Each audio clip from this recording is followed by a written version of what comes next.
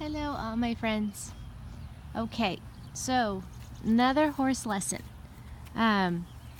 Which the reason why I'm showing this is because if something is to happen to someone and my video was to help somebody, that is why I'm doing it. I made a mistake. It's an easy thing to do. I knew I shouldn't have done it.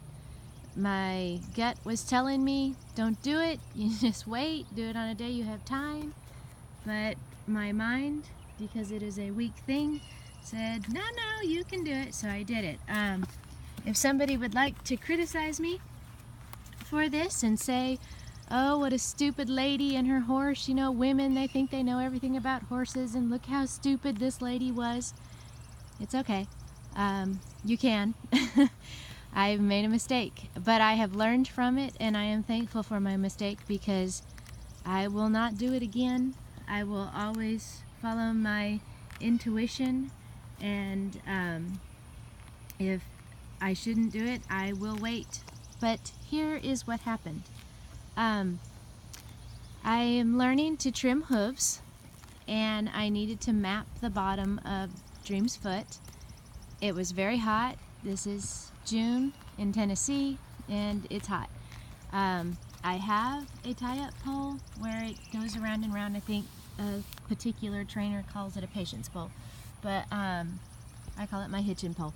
So it does go around in circles, and you know, wouldn't have gotten hurt that way, but it was super hot, so I thought I will tie her under the tree. And I also wanted to let her be able to eat some hay while I was doing the hoof mapping. So when I went to tie her, I didn't have enough rope to tie a quick release knot. I knew better, I really do. But I went ahead and just tied a simple knot. Well, she went to scratch a fly on her back foot, and the slack in the rope, of course, got on the other side of her foot. Before I could get the rope off of her foot, she started to fight, and it became very vicious. I tried to grab her foot. I was kicked twice, and the only thing I could hope for, and it was really sad, but the only thing I could hope for was that she would lose her balance and fall. I knew there was nothing that she could fall on to get hurt, so I knew that was going to be our best bet. It only took about 45 seconds. Of course, that felt like a lifetime. She did fall, and as soon as she fell, I went to her so she wouldn't get back up, and I slipped the halter over her ears. She immediately got up, and she walked away, no limping, but I did notice some hair missing on her hock. I knew that it was a rope burn, but I thought, you know, it's not that big of a deal, it'll be okay. And I sprayed some Vetricin, I think is what it's called. Really good stuff. I really like it for wounds. It will really heal up a wound. So anyway, I thought she was fine, and then that night we went and spent the night at the Ponderosa, so I wasn't here for the rest of the afternoon. And the next morning when we came home and I came out here to take care of them, her leg was very swollen and she was limping really bad. Sometimes when she would walk, she would literally try not to put any weight on it and quickly jump to her other feet. So of course I called the veterinarian. Of course I felt terrible, and it was that evening before the veterinarian could come out, and she educated me on how serious rope burns actually are. I did not know that. I thought her limping was caused because she tore some, not tore, but strained some muscles and ligaments and stuff like that. So, you know, kind of like a sprained ankle is what I thought was going on. But it actually turns out that it's the rope burn that causes it. And the reason why is because it severs and sears all the nerve endings and everything. It's extremely painful. And if I hadn't called her out right away, she said she could have scarred that way and would have always had a funny little limp whenever she went to trot, because the skin becomes extremely tight and it doesn't allow the foot to flex. So I didn't know that.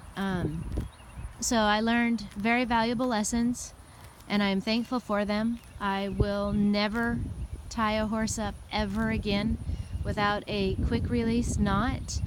If you have a horse and you do not know how to do a quick release knot, just look them up on YouTube. They're really easy to do after you've had a couple of times practicing. It's a very important knot to know.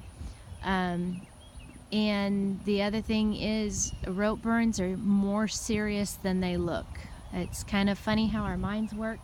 We think if there's no blood, it's okay. I know now that's not true, but I didn't know that before, so I hope that helps somebody.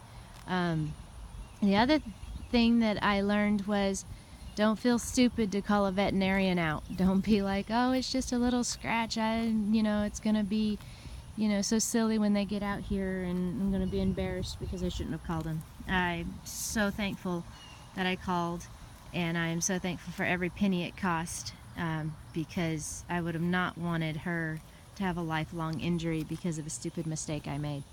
But anyway, she is to have her dressing done again today. Of course, it looks awful. This happened 2 days ago. So technically it happened 3 days ago, but the vet came out 2 days ago. So her bandage does look really awful and nasty. But I'm going to continue her care, and the veterinarian said that in 2 weeks she should be right back to where she was before she got hurt. So anyway, I really do hope this helps somebody out there. And like I said before, if you want to criticize me for being a stupid woman with a horse that, tied her horse to a tree and the horse got hurt, you're more than welcome to, because I've learned my lesson and I hope it helps somebody else. Thank you guys, and talk to you later.